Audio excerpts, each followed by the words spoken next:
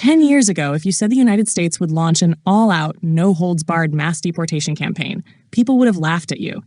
They would have called you crazy, extreme, or even racist. But here we are.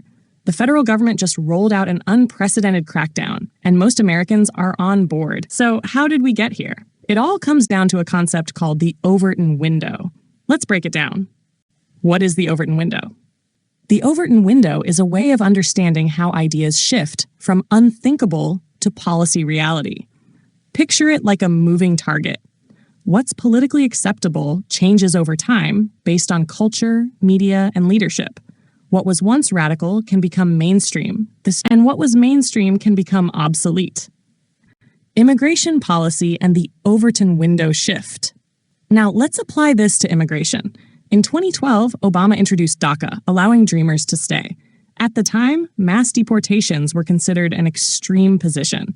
Even talking about enforcing existing immigration law could get you labeled xenophobic. Angela Merkel's immigration gamble and the Overton Window shift in Europe. In 2015, German Chancellor Angela Merkel made a decision that would reshape European politics for a generation. She opened Germany's borders to over 1 million migrants, mostly from Syria, Afghanistan, and North Africa, under the banner of humanitarianism. The move was initially praised by global elites and progressives as a shining example of moral leadership, but the political and social consequences were immediate.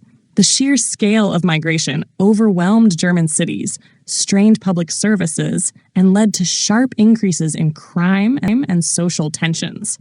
Incidents like the Cologne New Year's Eve attacks in 2015, where hundreds of women were assaulted by migrant gangs, fueled public anger.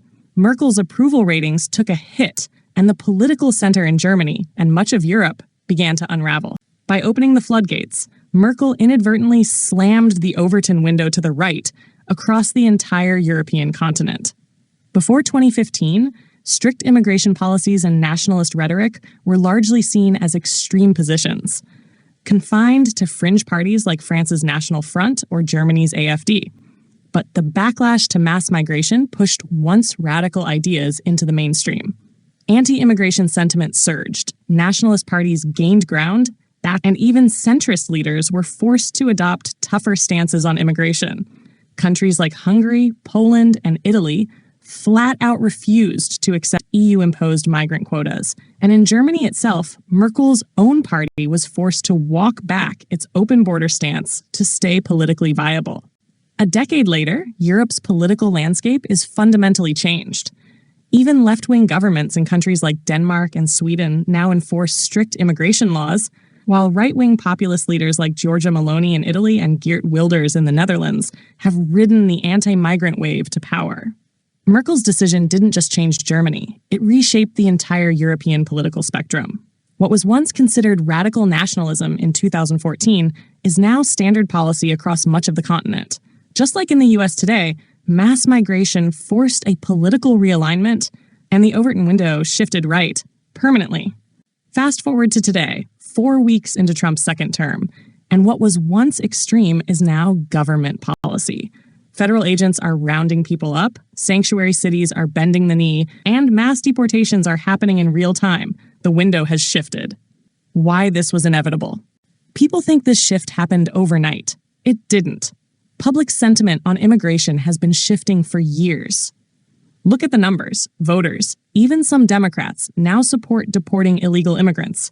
When you flood a country with millions of people in just a few years, economics takes over. Wages stagnate, housing prices skyrocket, schools get overcrowded, crime becomes an issue. At a certain point, public patience runs out, and once the Overton window shifts, there's no going back. So what happens next? If this Overton window shift was inevitable, what's the next move in the game? That's what we'll cover in our next video, where we break down Trump's strategy to dismantle the entire immigration framework, NGOs, work visas, federal funding, everything.